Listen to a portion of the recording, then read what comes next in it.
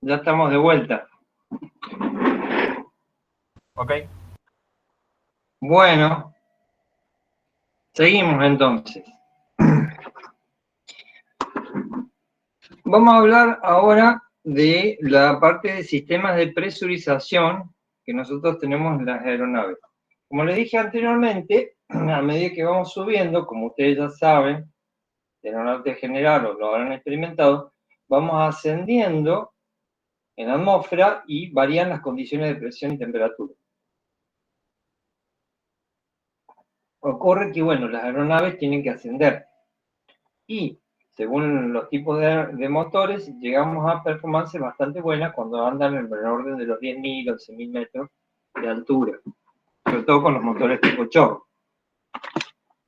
Entonces el problemita es que a esa altura las presiones y temperaturas son realmente muy bajitas y no son aptas para la supervivencia de los seres humanos. En las primeras etapas, cuando se empezó a experimentar con esto, ya en la década de 1920 en adelante, se usaban trajes de presión en las personas para poder mantenerlos, o sea, suministro de oxígeno, que lo vamos a ver más adelante. Y después se vio que para el tema de los pasajeros esto no era del todo adecuado. Entonces se prefirió hacer que toda la cabina, digamos, tuviera mayor presión que el ambiente. ¿Cuál es el problema? Que a medida que vamos subiendo va bajando la presión, pero a medida que vamos bajando va ascendiendo la presión, ¿sí? Entonces, la pregunta es, ¿cómo hacemos para mantener las condiciones adentro? ¿Qué presión le damos? Bueno, porque también hay requerimientos desde el punto de vista estructural. Y de ahí aparecen estas definiciones que son la altura de cabina, que es la presión interna que tendría la cabina según la atmósfera estándar. Y tenemos también lo que se llama la diferencia de presión de cabina, que vendría a ser la diferencia entre la presión externa y la interna que tiene la cabina. Y según FAR, o CFR 25, la diferencia de presión es positiva cuando la presión interna es mayor que la externa, y viceversa. Y aparte hay otro parámetro más, que es la velocidad de ascenso, o también podríamos decir de descenso de la cabina, que es la velocidad de cambio de la presión dentro de la cabina, que es muy importante desde el punto de vista de la seguridad y el confort de la gente que se encuentra en la cabina. Un temita bastante interesante, que bueno, se tuvo que resolver. El problema no es en la complejidad del sistema, sino que la cabina pasa a ser un recipiente de presión en el cual se aumenta y se baja la presión. Aumenta y baja la presión a medida que el avión, la aeronave va haciendo todo el ciclo de vuelo. ¿Me explico?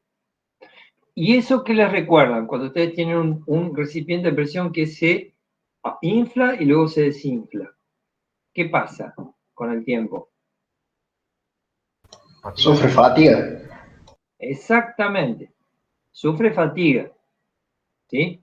Entonces el diseño tiene que ser cuidadoso en ese sentido porque las roturas que se pueden producir, bueno, obviamente la descompresión, pero también podemos tener otro daño estructural bastante importante que ocasione que, bueno, sea una catástrofe mayúscula.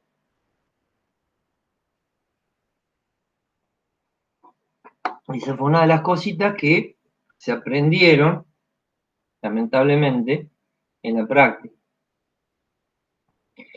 ¿Qué presurizamos también?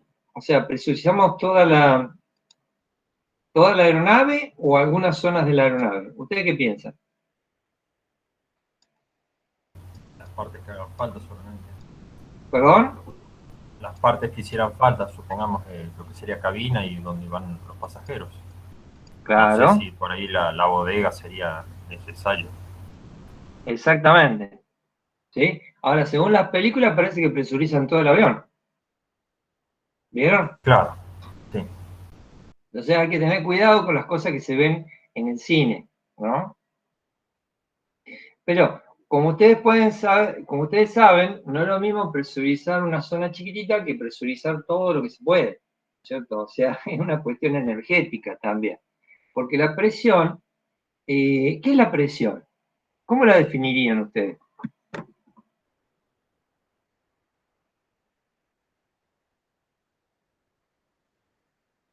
Véanlo desde este punto de vista. ¿Qué tenemos en la definición de presión, en la unidad de presión? ¿Sí? ¿Qué tenemos en el numerador y qué tenemos en el denominador? Newton sobre el metro cuadrado. Fuerza sobre área.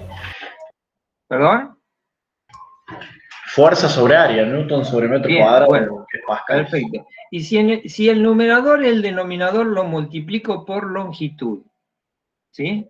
La definición de presión. Digamos, al numerador lo multiplico por longitud y al denominador lo multiplico por longitud. ¿Qué me queda arriba en el numerador? Joule. ¿Y Joule es la unidad de qué? Energía. Energía o trabajo. Por volumen. Energía. ¿Y en el denominador qué me quedaría? Volumen. Volumen. O Sí. sea que la presión que me está indicando. El trabajo por unidad de volumen.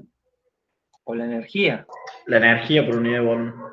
O sea, la energía específica que yo estoy teniendo en ese recinto. ¿Se dan cuenta? Bien, interesante, ¿no? Bueno, entonces eso es un requerimiento, porque uno puede decir, digamos, el sistema de presurización, o sea, el SS también, me está requiriendo energía, no solo para suministrar la presión, sino también según lo que yo necesito en cada régimen de vuelo. ¿Se dan cuenta? O sea, es un consumo energético extra que yo estoy teniendo. Bueno, siguiendo con esto que está acá,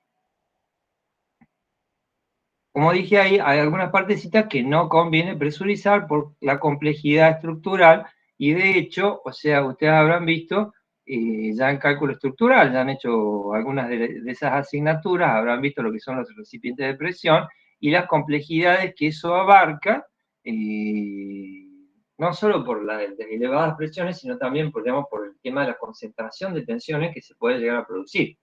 ¿Sí? Entonces no es que, o sea, podemos presurizar formas raras, digamos, pero no es lo normal para evitar después inspecciones que hacen que sea mucho más caro el tema del mantenimiento de la aeronave. Ven que una cosa tiene que ver con otra y así se va complejizando. ¿Sí? Por eso el diseño, digamos, de la cabina, desde el punto de vista de todo esto que está acá, es una interrelación entre la gente que trabaja en estructura y la gente que está en la parte de sistema. ¿Sí? Uno le pide al otro y el otro le dice, mira lo que me estás pidiendo. Y bueno, y de todo eso surge algo, ¿sí? Bueno, y fíjense acá lo que escribió el ingeniero García. Afortunadamente, esos ingeniosos ingenieros, lo acabo de ver, ingeniosos ingenieros, ¿qué tal? Bueno,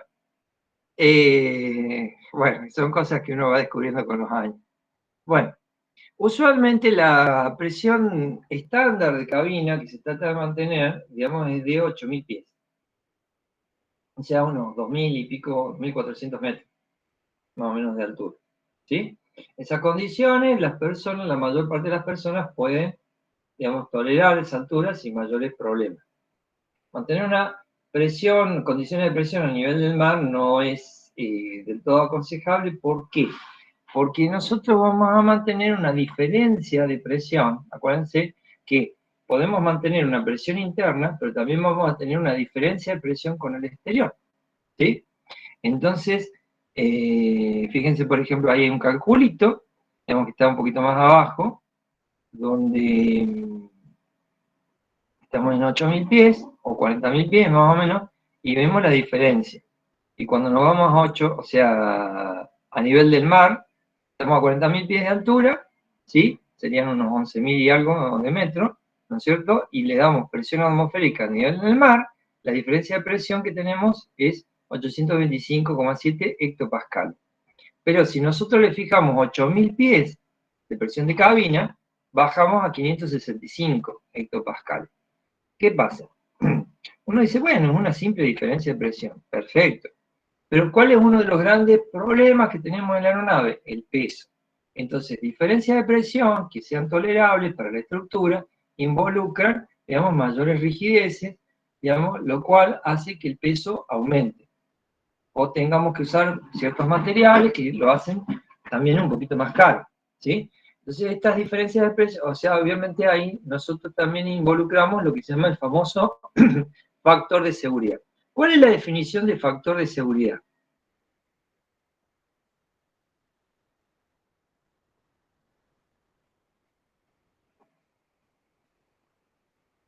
Por favor, ¿cuál es la definición de factor de seguridad?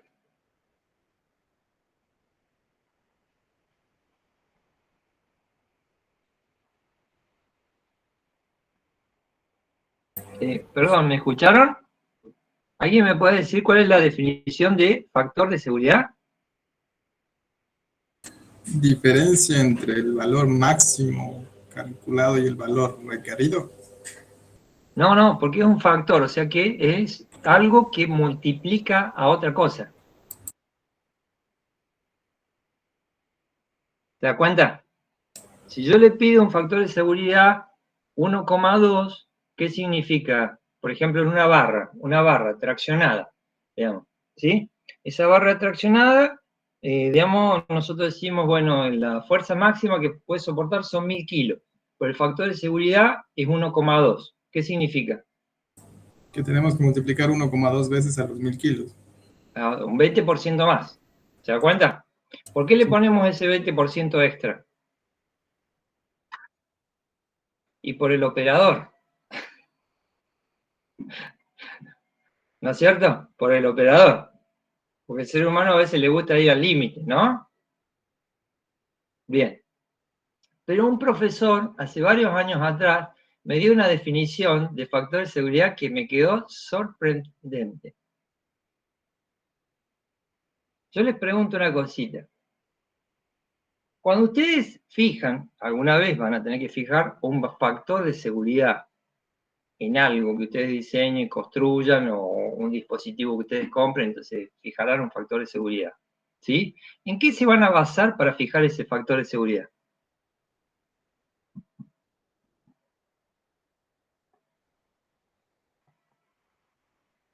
Una aplicación que se vaya a tener, pero no estoy viendo a dónde quiere llevarnos. O sea, a ver, ¿es lo mismo con poner un factor de seguridad de 1,1 que un factor de seguridad de 1,4? No, o sea, va a ser en función de los requerimientos que uno tenga y lo que uno disponga, pero Claro. Pero ¿qué pasa cuando yo fijo un factor de seguridad de 1,4? ¿Qué estoy diciendo? Que es más seguro que el anterior. ¿Cómo? Perdón, señor Ciccarelli. Que es más seguro que el anterior en relación al de 1,2. Es más seguro que el anterior. O sea, un 40% yo le digo, llegás hasta este valor, pero por dentro yo sé que tengo un 40% más de tolerancia. Claro, de respaldo, digamos. Claro, ok. Ahora imagínense una viga con un factor de seguridad de 1,4 contra una viga de un factor de seguridad de 1,1. ¿Qué es lo primero que piensa el cliente? Mucho más cara y más grande. Y más La que tiene un pesada. Más mayor, pesada. más pesada, la que tiene un Exactamente. mayor factor de seguridad. Pero ¿por qué usted le puso 1,4 y no le puso 1,1? Para asegurarme, digamos, de que cumple su función y que no ocurra ningún accidente. Perfecto. ¿Y qué le da la seguridad a usted respecto del diseño? Si usted es el diseñador, ¿por qué no lo diseñó para que tenga un factor de 1,1? Una norma me dio ese coeficiente, o la norma me No, dice. ninguna, no va a encontrar eso en normas, ¿eh? El nivel de incertidumbre puede ser. Vamos bien, vamos bien. Pero más que incertidumbre, ¿qué cosa? ¿puedo decir una barbaridad o no? Sí. Coeficiente de brutalidad, digamos. Vamos bien, pero no Tanto? brutalidad. No brutalidad, cambiemos el verbo. No, sustantivo sería. Bueno, no sé. Adjetivo, ¿no? Adjetivo. Bueno, no sé. En gramática siempre fui muy malo. Claro, ¿quién lo vaya a manejar? ¿Cero, profe? No, ¿Quién porque está usted es el en diseñador, usted es el que está fijando el parámetro. Función del riesgo. Puede ser, pero hay otra cosita más. Usted es el que firma, ¿eh? Y usted dice eso tiene un factor de seguridad de 1,4. Y el cliente le dice, ¿por qué no pones 1,1?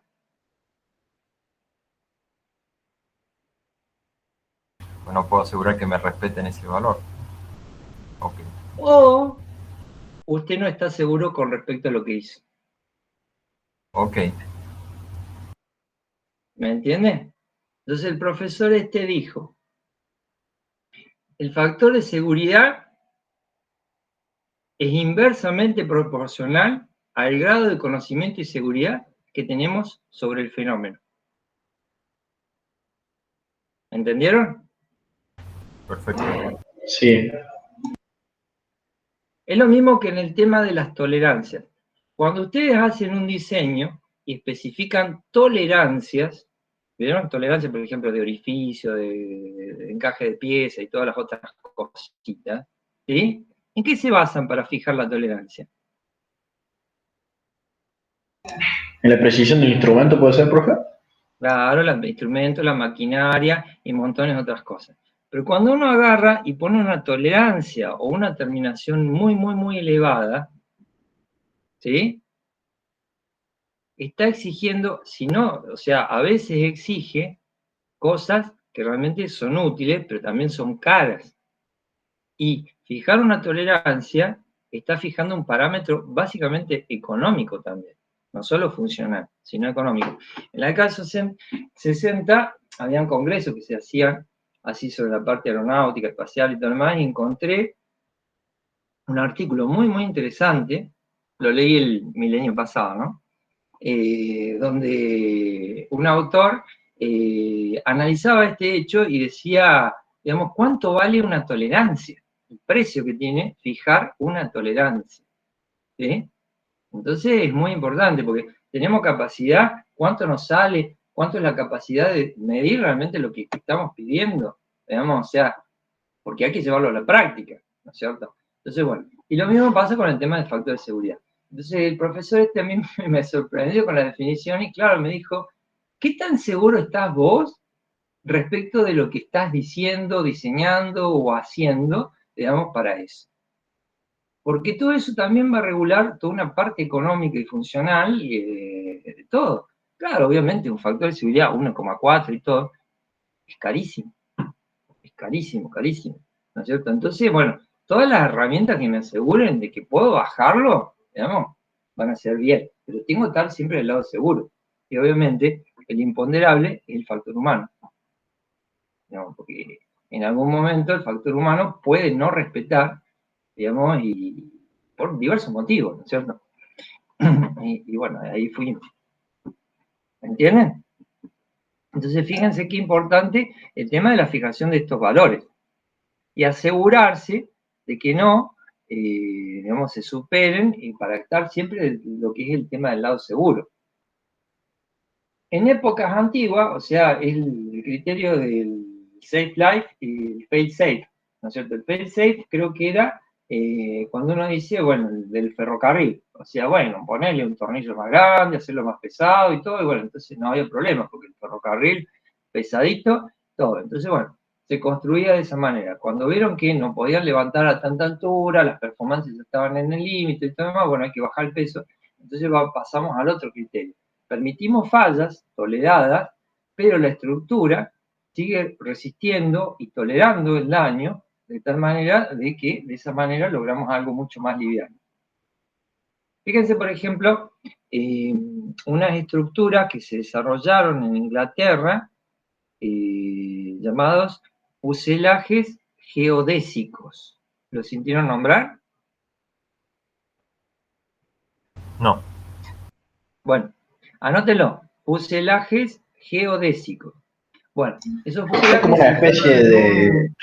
Profe, es como una especie de reticulado o algo así, porque me suena la palabra geodésico. Sí, pero las geodésicas en una estructura son las líneas de isotensión, o sea, de tensión bien. constante Bien, que bien. tiene la estructura, ¿sí? Entonces esos fuselajes tienen un reticulado que no es del todo convencional, en el cual se garantizaba que, destruyendo inclusive alguna parte, la estructura en general seguía soportando. Hubo un avión, el Wellington, que se construyó con eso, y uno ve la construcción y bueno, un dolor de cabeza, pero la tolerancia al daño que tenía la estructura, increíble. Búsquenlo, fuselaje geodésico. Después me cuento. Bueno, entonces, todas estas cositas son interesantes porque, bueno, se logran estructuras que son bastante resistentes, tolerantes al daño y livianas, sobre todo. Fíjense lo que estábamos viendo ahí, o sea, fijando una presión de cabina de 8.000 pies, digamos, logramos una reducción de 31,56%, lo que me da el cálculo, ¿no es cierto? En la diferencia de presiones, por ende estamos más del lado seguro, digamos, podemos hacer más livianita todo lo que es la estructura del fuselaje, por lo menos la cabina que está presurizada. ¿Sí? Obviamente hay que ver después todo el tema de la fatiga, ¿no? Porque no es solo todo el tema de la diferencia de presiones, sino también los ciclos a los cuales está sometido, que es toda una historia también. Bueno, la velocidad también, o sea, cómo presurizamos.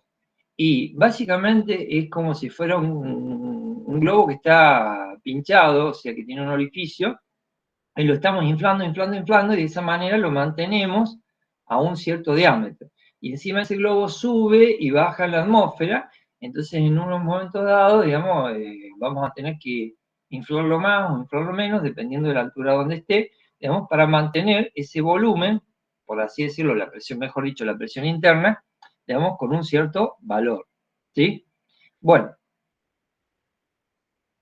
esto se logra, digamos, con válvula, en las válvulas outflow, o sea, flujo hacia el exterior, digamos, que van regulando la presión interna que nosotros tenemos en la cabina.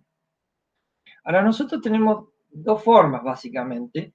Digamos, la primera es lograr una cabina isobárica. ¿Qué significa isobárica? O sea, presión constante. Entonces, independientemente de la altura que nosotros volemos, la cabina tiene que mantener una presión. Por ejemplo, 8.000 pies. ¿Sí? Equivalente a 8.000 pies en atmósfera estándar. Y la otra, que mantenga una diferencia de presión constante. ¿Por qué nos interesa la diferencia de presión? Porque nosotros podemos tener una isobárica de 8.000 pies y por ahí podemos llegar a un límite de diferencia, a una diferencia de presión que esté peligrosamente cerca del límite operativo estructural.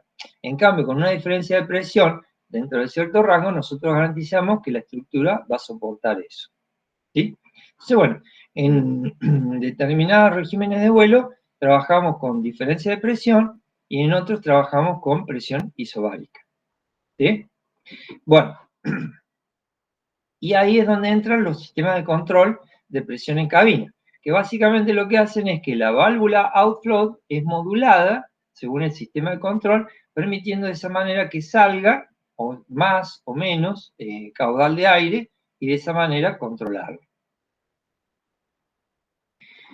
Bueno, y también de esa manera el controlar la velocidad de ascenso y descenso que tiene, digamos, la cabina para que la gente tampoco sufra eso. Bueno, generalmente hablamos de 300 pies o 500 pies por minuto, que serían 91 metros por minuto de ascenso o 152 metros por minuto de ascenso, que es un rango en el cual se considera que es una variación cómoda de presión. Bueno, aparte de esto, por ahí podemos llegar a presurizar de más. Entonces, ¿qué es lo que le colocamos? Una válvula de limitación, o sea, de presión, de sobrepresión interna, digamos, que nos va a abrir extra para evitar cualquier inconveniente que haya, digamos, o sea, una valvulita de seguridad, de alivio. Y también puede ocurrir, digamos, que el sistema no me esté liberando, o sea, me ha liberado más presión que la necesaria, entonces yo puedo llegar a tener lo que se llama una presión negativa, según lo que estuvimos viendo con la de FAR, 25 en el cual la presión ambiente de cabina es menor que la presión ambiente. Entonces se emplean las llamadas válvulas de presión negativa o switch check, digamos, que abren del exterior hacia el interior. Por otro lado, también podemos llegar a tener diferencias de presión entre diferentes partes internas de lo que es la cabina o, por ejemplo, las bodegas de carga. Entonces utilizamos unas válvulas que son de compensación de presión, porque si no, por ejemplo, la apertura o cierre de puertas en algunos lados se vería bastante complicada. El tema de la swing check también es bastante importante por el tema de las aperturas de las puertas en el caso de emergencia. Las puertas se tienen que abrir hacia afuera, digamos, entonces, bueno, tenemos que, si tenemos una presión interna más chiquita que la que es externa, entonces se complica la apertura. Por ende, digamos, con eso se garantiza de que las presiones se igualen y las puertas se pueden abrir fácilmente. ¿Qué tal, Bueno, interesante. Los controladores hay de diversos tipos, formas, precios, pero o sea, los primeros eran todos mecánicos con dispositivos del tipo neumático, unas joyitas mecánicas. Hoy se utiliza toda una mezcla electromecánica, digamos, que ha optimizado notablemente todo lo que es el funcionamiento. Una de las cositas que también se ha optimizado muchísimo es el tema del mantenimiento de la limpieza. Uno ve en fotografías de aviones antiguos las salidas de la outflow, digamos, todas manchadas, así, con unas manchas marrones que parecía óxido, digamos, en realidad es humo de tabaco. O sea, se permitía fumar en las cabinas de los aviones. Entonces, todo el particulado ese, ¿a dónde se iba? Afuera, digamos, y taponaba, obstruía y hacía los horrores de la gente de mantenimiento de todos estos sistemas. Entonces, bueno, eliminando todos esos contaminantes extra y garantizando la mejor salud y calidad de vida para toda la gente, digamos, las válvulas duran más. También se puede hacer sistemas de carga y descarga automáticos, o sea, hay modos automáticos, manuales, o sea, cada uno de los sistemas va variando con respecto a esto. Y bueno, hay todo un panelcito, digamos, donde uno ve todas estas indicaciones, o sea, la velocidad de ascenso, descenso, presión de cabina, diferencia de presión, digamos, y uno puede programar todos estos efectos para poder controlarlo en vuelo. También hay advertencias con respecto a los sensores nos están midiendo cuando tenemos ciertos valores que son críticos, entonces saltan todo el tema de las alarmas. Bueno, acá tenemos, ven, por ejemplo, estas serían las swing check, digamos, las valvulitas, algunas pueden ser, digamos, colocadas para poder equilibrar las presiones, tenemos entre el interior y el exterior, y bueno, de esa manera podemos equilibrarlo. ¿Qué otra cosita más? Acá tenemos, bueno, un sistema típico, 3 modos: auto, stand-by, semiautomático en caso de falla del auto, y el manual, donde uno va fijando los valores. Esto sería, a ver, vamos a hacerlo un poquito más chiquito, para poderlo verlo mejor. Upa. A ver si achicó. No, no achicó. Ahí achicó un poquito más. Bueno, ustedes ven, ¿no es cierto? Distribuimos el aire acondicionado, que obviamente es el que presuriza, ¿no es cierto? Y ahí tenemos la altitud de vuelo y también podemos fijar, digamos, la presión a la cual se va a encontrar la pista, a donde vamos a operar, y la cabina, y la presión de cabina que nosotros tenemos acá. Entonces, bueno, se toman todas las mediciones y van al sistema de control, ¿sí? Acá están los modos que están de operación, y acá tenemos, esta es la válvula de alivio, o sea que abre hacia el exterior cuando tenemos sobrepresión, y esta es la otra, que sería la swing check o inward, digamos, es decir, del exterior hacia el interior. Y acá tenemos la válvula outflow. En este caso sería como un tipo mariposa, pero hay otras que son como una copita invertida, entonces de esa manera se permite la salida. También puede estar conectada con un por una tobera de salida, entonces de esa manera se regula. Sería un esquema básico de lo que sería todo un sistema de este tipo. Y después, bueno, vienen todas las automatizaciones habidas y por haber para poder controlarlo. Bueno, acá hay una breve descripción de lo que tenemos acá. Problemas que nosotros tenemos con el sistema de presurización. Bueno, el primer problema grave es pérdida de presión. Personalmente considero que el peor caso es lo que se llama la despresurización lenta, en mi opinión. ¿Qué es esto? Hay una pérdida de presión, pero es muy, muy leve, muy tenue, prácticamente no es detectable, y para mí es la peor de todas, porque no se detecta. Entonces, de a poquito va bajando la presión y la gente no se da cuenta, o tal vez el sistema falló en la detección. Baja la presión parcial, baja la presión de aire, baja la presión parcial de oxígeno y la gente entra en modo sueño. Pierden capacidad de reacción y bueno, ya vamos a ver algunos casos que se ha producido que los resultados han sido terribles. Exactamente, el Helios. Entonces, se están las mascaritas de oxígeno, se ponen todos los sistemas a vida, pero cuando cae la mascarita, digamos, todo, pero la persona que tiene que estar consciente para accionarlo. ¿Me explico? Y bueno, yo no he experimentado, a ver, ¿cómo les explico? Personalmente no he experimentado una baja de presión de oxígeno, o sea, de presión de aire, digamos, con este modo. Lo que sí he experimentado es una hemorragia, digamos, interna, me baja la presión sanguínea y les puedo decir, es tremendo, porque uno está consciente, pero no tiene capacidad de reacción.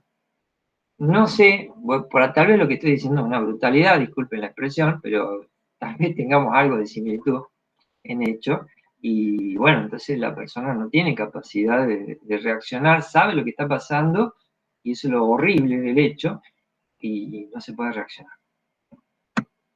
Entonces, es peligroso. Si la descompresión es rápida o explosiva es porque es brusca, catastrófica, con un daño estructural importante y considerable, se va a producir una baja tremenda, prácticamente instantánea de la presión, va a haber una condensación de la humedad, o sea, aparece toda una niebla. No sé si han visto lo del viernes pasado, han subido algunos videos, aparece la niebla, ¿lo vieron? Bueno, si no, búsquenlo, ¿sí? Entonces, eso es típico, ¿sí? Y ahí viene el problemita porque, digamos, al producirse esta expansión brusca, digamos, la persona que está cerca de la zona corre un riesgo grave. Los objetos también salen expulsados, o sea, todo lo que está libre. Entonces, una recomendación que leí por ahí, dice, las personas que están cerca por ejemplo, las puertas de salida de emergencia, arriba del ala, en otro lado, cuando puedan, o sea, en la mayor parte del vuelo, que estén atadas, que están puestas con el cinturón, digamos, como cosa de garantizar que por lo menos queden sujetas. ¿Me explico? Bueno, de todas maneras son hechos que a veces pueden llegar a ocurrir, pero no son tan comunes. Y luego la otra que es la de presurización rápida, que la podemos, o sea, sería algo intermedio entre la explosiva y la descompresión lenta, despresurización lenta. Acá nosotros tenemos un perfil de vuelo de una aeronave en línea llena. En el eje horizontal son todas las etapas de vuelo que estamos teniendo, ¿ven? O sea, el taxi que va carreteando sobre tierra, trepada, mantenimiento, trepada, crucero, bueno, después el descenso y el taxi, ¿sí? Entonces ustedes ven en línea llena es la altura real, ¿sí? Y en línea de trazos, que es un poquito más abajo, es la presión de cabina. Entonces ustedes pueden ver, por ejemplo, ven, hay una parte, sobre todo en lo que es el acceso, donde está trabajando con control proporcional o diferencial. Y después, en las otras partes donde está el plató, o sea, la partecita horizontal, trabaja con isobárico. Y después, bueno, por ahí podemos llegar a tener máximas, ¿ven? Máximas diferencias de presión. Digamos que eso hace, digamos que la según la estructura y lo que es el manual de vuelo le va a indicar a los pilotos que pueden llegar. ¿Ok? Bueno. Ustedes fíjense, por ejemplo, también en los extremos. Ven en los extremos, en lo que es el tema del taxi, la presión de cabina es diferente de la presión en tierra. Eso es porque el sistema ya está trabajando, prepresuriza, y tenemos una diferencia de presión de 200 pies. Entonces hay mayor presión en la cabina, en 200 pies, digamos, de altura. O sea, es básicamente, ¿cuánto es? 60 metros. 60 metros, le damos muy poquitito, pero bueno, le damos una prepresión, digamos, a los fines de que en la trepada no resulte tan traumático para los pasajeros. ¿Ok? Bueno, interesante todo lo que es el tema de los diagramas, ¿no es cierto? Entonces después uno puede hacer todos estudios de ciclo de carga, descarga, en fin, todas esas cosas que se pueden llegar a evaluar. Bueno. Ingeniero. Sí. Sí, le quería preguntar si, supongamos un caso extremo como el de La Paz, ¿ahí se tienen alguna consideración extra o no? Que yo sepa, ¿no? Porque, Okay, digamos, usted tarde o temprano va a abrir la cabina y la gente tiene que salir a la atmósfera. Así sí, que, no, verdad. Más que nada por la diferencia de altura que me llamaba por la atención. sí, por supuesto. Bueno, lugares como esos son lugares de prueba de aeronaves también, ¿no? Porque son condiciones extremas en las cuales las aeronaves tienen que operar. Okay, Es algo gracias. bastante interesante también. Bueno, sigamos. ¿Cuáles son las causas que me pueden provocar una despresurización? Bueno, muchísimas. Muchísimas. Realmente, y han ocurrido no solo en la parte aeronáutica, sino también en la parte espacial. No lo puse en el apunte, pero lo voy a comentar ahora también, en la parte espacial.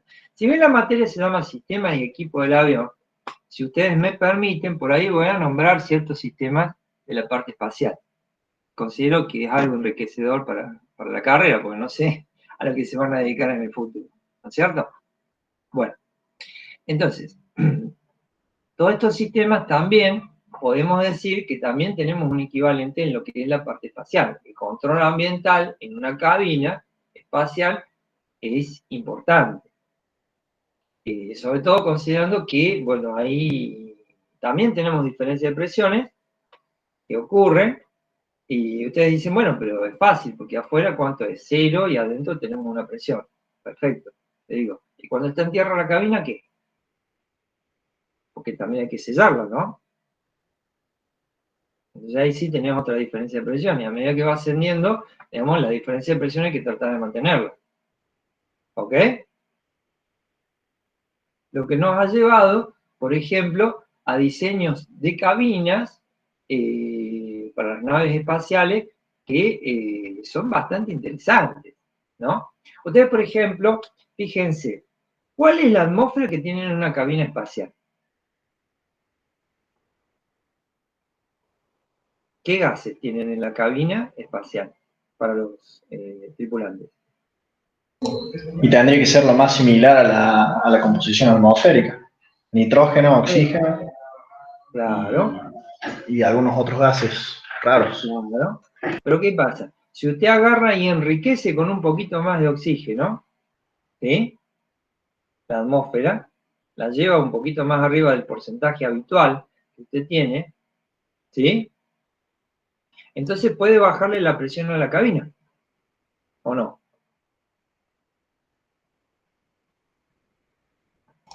¿Cómo, profe? O sea, si aumento la composición del oxígeno, por ejemplo. La proporción de oxígeno, entonces puede bajar la presión de cabina. Bien. Bajar la presión de cabina, ¿qué hace? Que la estructura, la diferencia de presiones, interior-exterior, sea más bajita. ¿Sí? Por ende, la estructura va a ser más liviana. ¿Ok? Bueno, entonces hay dos escuelas.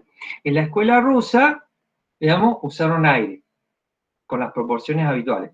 En la escuela norteamericana usaron oxígeno. Y ahí llegamos al caso del Apolo 1. Que lo vamos a ver más en detalle cuando tengamos el tema, veamos el tema del riesgo, de los riesgos, o sea, del sistema de protección que tenemos, por ejemplo, el riesgo de incendio. ¿Sí? Así que lo dejamos ahí, le dejo picando la pelotita, investíguenlo un poquito, si les interesa. Bien. Bueno, profe. Ahora, sigamos con esto. Causas, muchísimas, muchísimas. Todas las que se les puede llegar a ocurrir. ¿Sí? Bueno. Pero cuando ocurre la despresurización, el procedimiento es exactamente el mismo. Avisar la emergencia, declarar la emergencia y solicitar a control de tránsito aéreo, digamos, el descenso a un nivel en el cual la gente pueda respirar. ¿Sí? El procedimiento siempre es el mismo. Bien. Pero las causas pueden ser diversas. Entonces, ¿qué fue lo que hice? Me puse a investigar un poquito y acá cito algunos informes donde ha habido hechos ocurridos con sistemas de presurización en aeronaves. ¿Sí? A ver si aumento un poquito el volumen. Y me da, si el sistema operativo me presta atención. No me presta atención el sistema operativo. Bueno, de todas maneras ustedes pueden bajar el apunte y verlo. Bien, ¿cuál es el primero que tenemos acá? La aeronave de Havilland Comet 1. ¿La sintieron nombrar? Históricamente el primer avión de transporte de pasajeros con motores llamados de chorro. ¿Sí? Bueno, hubo 3 casos, los 3 casos están citados ahí, donde ocurrió el primero, bueno, en 1953, 54 y el otro en 54, digamos, y los 3 casos fueron fatales, según lo que estoy viendo acá. Con rotura del fuselaje y, bueno, obviamente una catástrofe que ocasionó la pérdida de tripulación, pasajeros, las aeronaves. Lo cual derivó en investigaciones para ver cuáles fueron las causas que provocaron esto y, bueno, o sea, tengo entendido que fue el tema de la fatiga. Fatiga, bueno, siempre se cuenta la misma historia, dice las cabinas, o sea, las ventanitas eran en forma de cuadrado, entonces había alta concentración, entonces con la subida, bajada de presión, digamos, se produce grietas y, bueno, se produce una descompresión explosiva que ocasiona el colapso de la estructura. Acá, no me acuerdo si lo colocó en alguna partecita, no, pero uno tiene la posibilidad de encontrar en internet los informes de investigación del accidente.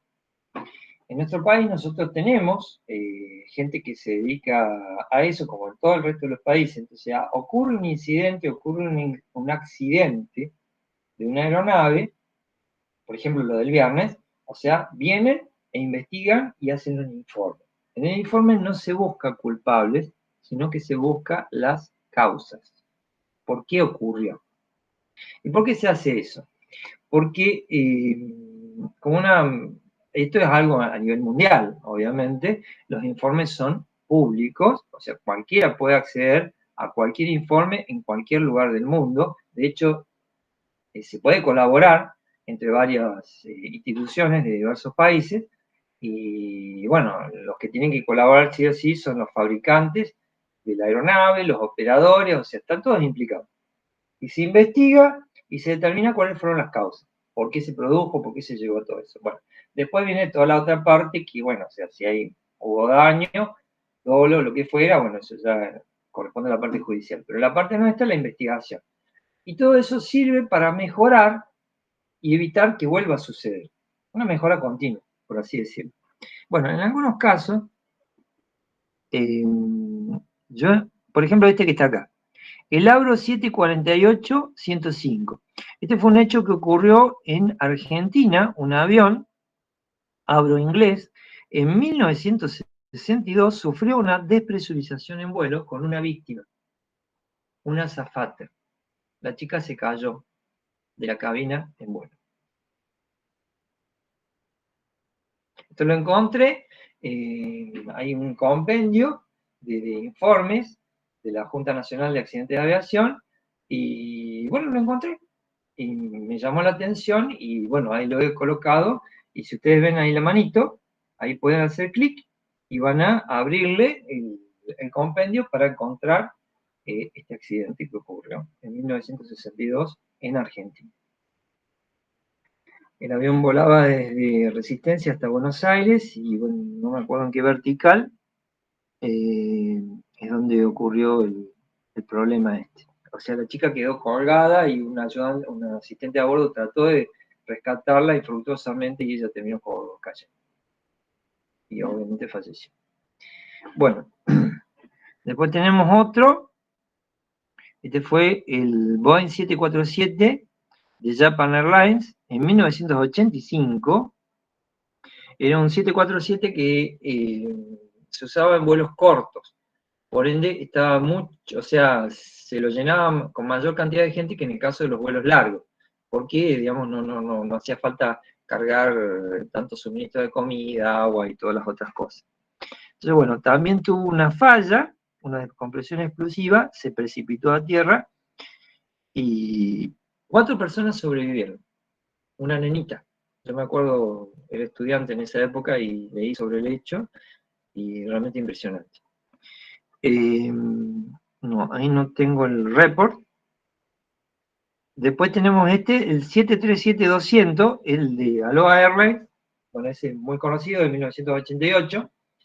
Esta aerolínea operaba en Hawái, donde hay varias islas, entonces ascendía, bajaba, subía, bajaba, subía, bajaba, subía, bajaba. Ciclo de fatiga bastante notable, corrosión entre capas de chapas que estaban adheridas, porque justo ese día estábamos cursando mecánica del vuelo, nos llevaron de visita a aerolíneas argentinas en Buenos Aires, en una época muy linda, realmente. Y bueno, había gente que se dedicaba a estructura y justo había ocurrido eso, entonces estaban con todo eso a nivel mundial, por los 737, el popular chanchita, la chanchita como le decían acá en Argentina, al 737. Entonces, bueno, uno de los requerimientos, una de las cosas que mientras estaban investigando todo esto, bajar la altura de vuelo de la aeronave, entonces de esa manera mantener una diferencia de presión aceptable para evitar, digamos, propagación de grietas. Bueno, en este caso en particular, ¿qué es lo que ocurrió? Hay unos documentales que ustedes pueden buscar en YouTube donde se muestra y se explica todo. Realmente un milagro la tragedia. Una sola víctima, que fue una azafata, que bueno, esta señora no estaba sujeta, y bueno, cuando se vuela toda la parte de arriba de una parte de la cabina, ella sale expulsada, y bueno, lamentablemente falleció. El resto de la gente, uno ve la fotografía, hay gente que está atada a los asientos y todo descapotado. Y bueno, una de las dudas que tenían, cuando declaran la emergencia, los pilotos no entendían lo que estaba pasando, porque bueno, todo eso ocurre después de la cuaderna, de la cabina de tripulación. Entonces, cuando le avisan, no sé si era de tierra o algo, que tenían todo eso roto, parte del recubrimiento resistente volado, digamos, la duda es cuando aterrice la aeronave, si iba a soportar la estructura o si iba a partir, y soportó. O sea, un milagro, realmente. Les recomiendo que lo busquen. Acá hay un video, ahí que he puesto, y acá es el informe del accidente, también para que ustedes lo lean, digamos, como para que vean cómo son los informes, cómo están redactados, qué es lo que se busca en sí, o sea, es muy interesante, ¿no? Cada agencia tiene su estilo, digamos, pero es algo muy, muy, muy interesante.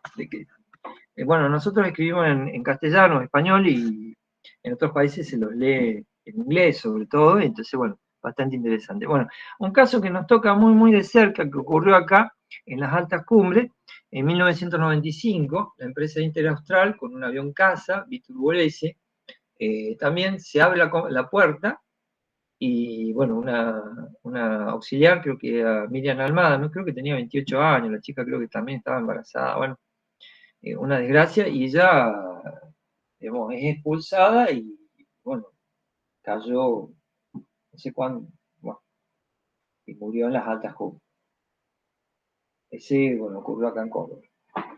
Es el segundo caso que he podido encontrar. El primero fue del año 62 en Argentina, también una azafata, en 95, esta otra azafata también de descompresión y bueno, salió expulsada. Después, bueno, tenemos, por ejemplo, este otro. Esto es una descompresión lenta. El Learjet 35A de Sanjet, digamos, que llevaba un jet ejecutivo, sale de Florida, tenía que volar a no sé qué región en Texas, y bueno, seguía todo lo que es el plan de vuelo, y cuando entra a Texas, no contesta control de tránsito y se desvía hacia el norte. Esto fue en 1999. Y se desvía hacia el norte y no responde, no responde, no responde, no responde. Entonces, cuando tenemos una aeronave que no responde a control de tránsito aéreo, ya es una emergencia.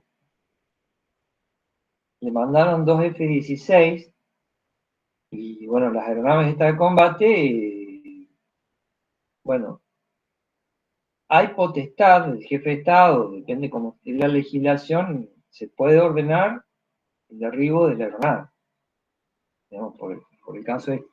Hay una película alemana muy interesante que se llama El Veredicto, donde pasa algo más o menos similar, es una película interactiva porque la gente vota el veredicto, donde se juicia a un piloto de combate alemán contemporáneo, el cual derriba un avión de pasajeros tomado por guerrilleros, o mejor dicho, bueno, terroristas, de hecho sería la palabra, digamos que intentan estrellar la aeronave en un estadio que está lleno de gente. Y bueno, no la vi completa la película, pero bueno, el argumento más o menos en general es que le dan la orden de que no lo derribe y él lo derriba. Entonces, bueno, la gente tiene que votar, los espectadores de la película tienen que votar, digamos, sobre el veredicto, se desarrolla todo el juicio. Interesante, ¿no? Bueno, entonces son cuestiones realmente terribles y dramáticas. Y bueno, no sé. Y bueno, en este caso no lo derribaron, o sea, lo dejaron que fuera, pero cruzó ciudades importantes y no se desviaba. Y cuando se empezó a quedar sin combustible, bueno, fue descendiendo y se terminó estrellando, pero en el campo. Y bueno, sospechan, no sé por qué no lee el report, digamos que ocurrió una descompresión lenta, una falla en el sistema, y la gente, bueno, se durmió y bueno, después no pudo reaccionar. Hay un video también sobre eso, hay un enlace en YouTube que está por ahí, también tienen el report para buscarlo. Fue en 1999, después está el caso de Helio, que nombró el señor recién, el Helio 52, sale de Chipre, un 737, y va en dirección a Atenas, y en un momento dado no responde a control aéreo, le mandan también dos F-16, aparentemente había alguien a bordo que trataba de controlar la aeronave, pero no responde, y bueno, lo dejaron entrar, cuando llega a la vertical de Atenas entra a ciclar, a girar, cuando se quedó sin combustible se estrelló, digamos, en las afueras de Atenas. Pero también crítico, porque estaba, lo derribaban, no lo derribaban, porque no respondía. Digamos. Y eso fue en el año 2005. ¿Sí? Ahí está también el informe, bastante interesante, y hay una dramatización. Hay una serie de televisión sobre todo los accidentes, cosas que ocurren, vemos que son bastante interesantes. Pero yo les remito, o sea, una serie es algo muy lindo, es muy gráfico y es para público general.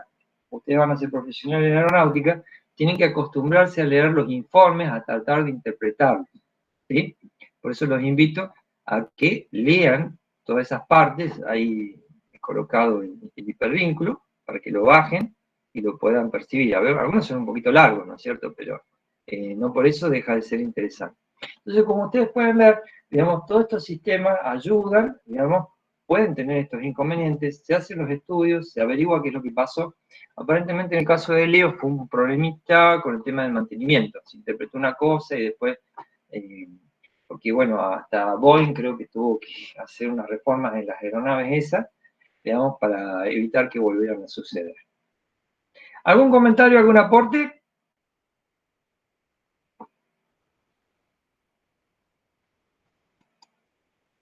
¿Hola? No, por parte.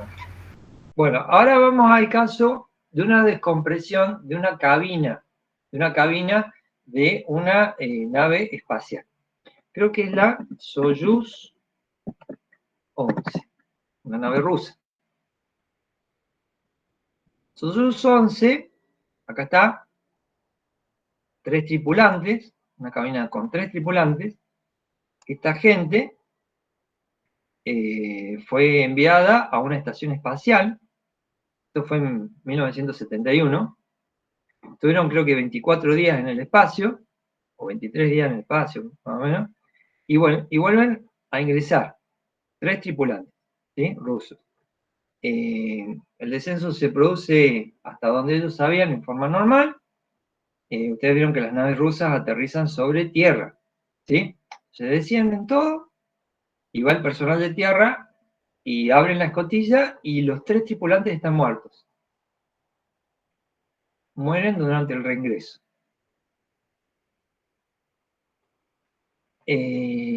Aparentemente una descompresión lenta, un orificio no más grande que un pequeño alfiler, y bueno, acá habría que leer el report, no lo he buscado, digamos, pero si alguno de ustedes lo encuentra, digamos que se produjo la pérdida de presión, porque ¿qué pasa? La cabina, no sé si alguno de ustedes ha podido ver el tamaño real que tiene una cabina de una nave espacial. ¿Está la gente que es de Francia? ¿Alguno de los alumnos de Francia? Bueno, yo tuve ocasión... Una vez. Bueno, en Toulouse hay un museo espacial, hay un Ariane, y hay una réplica de la estación Mir. Y también hay una cápsula rusa. Bueno, es claustrofóbico. Es claustrofóbico, es muy chiquitita, muy chiquitita. Entonces, bueno, acá llevaba 3 tripulantes y, bueno, prácticamente no tenían lugar. Entonces, ustedes fíjense que cuando se hace la maniobra de salida, están todos con escafandras, traje de presión, y cuando vuelven a ingresar a la atmósfera también se tienen que vestir de la misma manera, porque si llega a haber una pérdida de presión, se puede morir. Entonces, bueno, en este caso no tenían lugar prácticamente para todo eso, y bueno, hubo una pérdida, una fisura, aparentemente acá. Bueno, esto es de un diario, o sea que no podemos decir que sea 100% confiable, habría que ver el informe. Y bueno, se hizo toda una investigación y todo lo demás, y bueno, es el problemita que hubo con esto. Luego, bueno, se bajó la cantidad de gente en las cabinas, y bueno, allá la gente se pudo poner el traje para prevenir el accidente. Otra cosita, digamos, acá Leonov es un astronauta que, bueno, hace poquito que falleció, muy famoso, por ser la primera persona que sale con un traje espacial a hacer actividad extravehicular. Bueno, todo muy bien. Hay una película que lo muestra, todo lo que fue esto, es bastante realista la película, y uno de los problemas es que el traje espacial se infló mucho, entonces él prácticamente no se podía mover, y cuando quiere reingresar a la cabina no entraba. Así que tuvo que hacer una maniobra muy arriesgada para poder volver a entrar, por lo menos ahí lo dramatizan en la película, según dice Leonov, fue bastante verídica la película, y bueno, o sea, cosas que uno ve que dice, bueno, ¿cómo puede ser esto? Y bueno, ocurre. A mí por ahí cuando veo ciertas películas que hablan sobre el tema del espacio, veo los trajes que tienen y los veo que es como que se ponen un mameluco encima y no está inflado, y eso tiene que tener presión, digamos, así que, pero también tiene que tener flexibilidad. Entonces ustedes imagínense todo el desafío que es hacer esa segunda piel para mantenerlos vivos en condiciones extremas, ¿sí? Estamos hablando de, bueno, no me acuerdo cuándo fue el vuelo de Leonov, creo que en 1964, por ahí, o algo así, o 63, realmente época con la tecnología que había y lo lograron, ¿no es cierto? Pero increíble, realmente. Entonces, bueno, todas estas cositas ustedes pueden ver, digamos que lamentablemente han ocurrido catástrofes, triste todo esto, ¿no es cierto? Pero bueno, se tiene que aprender también de estas cosas para evitar que vuelvan a ocurrir en el futuro. ¿Sí? Bien. ¿Qué hora tenemos? Bueno, estamos 9:20 más o menos. ¿Algún comentario, algún aporte, preguntas?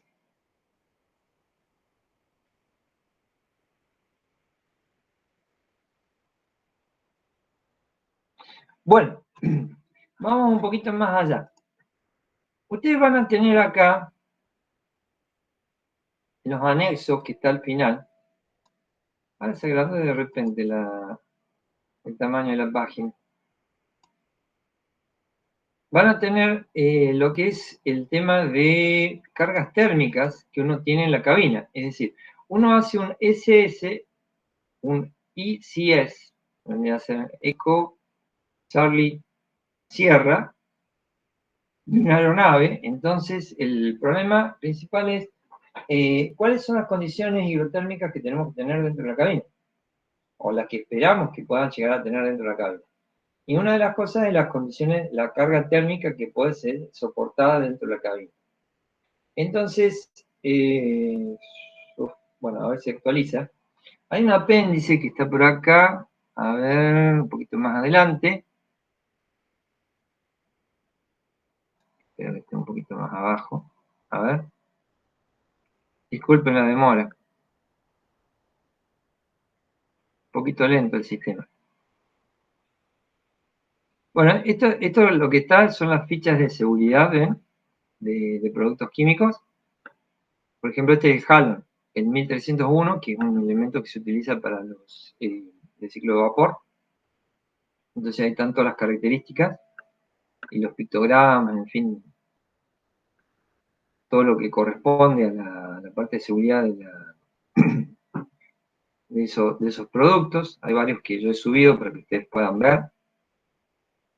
Los invito también a explorar por parte suya sobre esto.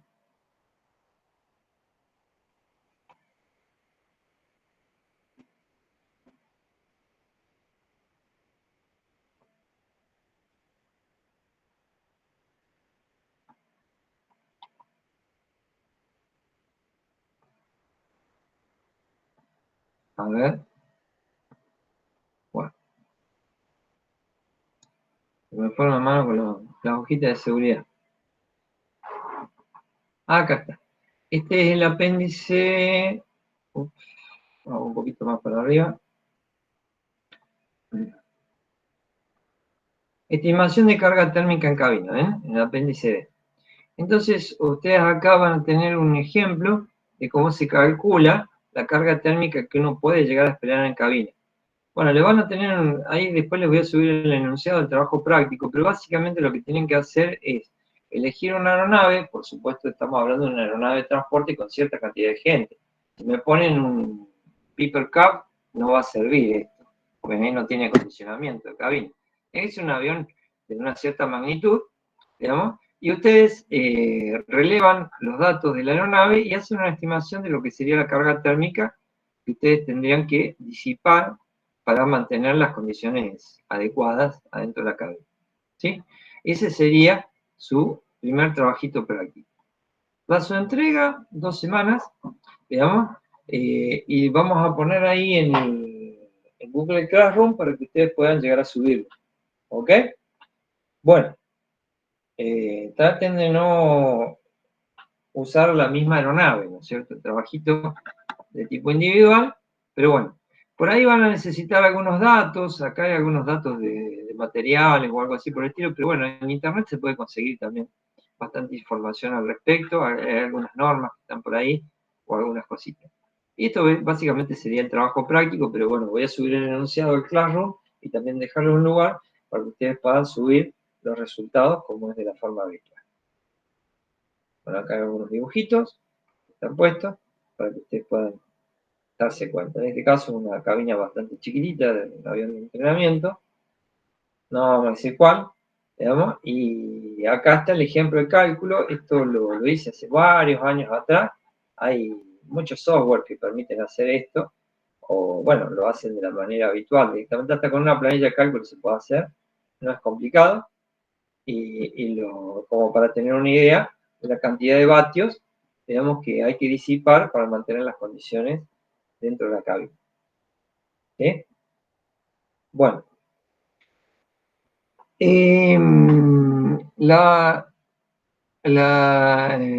Después, o sea, ustedes pueden también buscar las CFR que sean correspondientes a todo esto para interiorizarse, a ver cómo está la aeronave.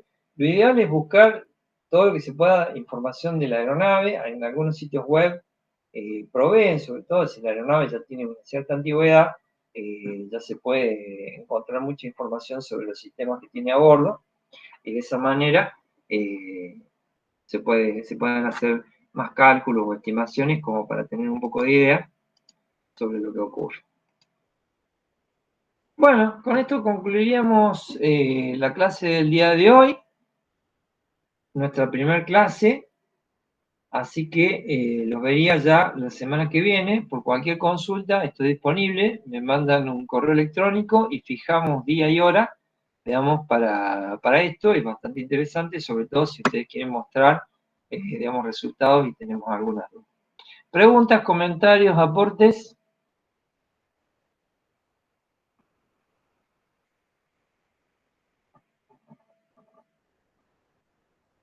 Bueno. Muchas gracias a todas las personas presentes y nos despedimos. Chao, profe, muchas gracias. Hasta la semana que viene. Gracias, profe. Chao, profe. Hasta luego. Hasta luego, profe. Corto la grabación, ¿eh? Hasta luego, profe. Hasta luego.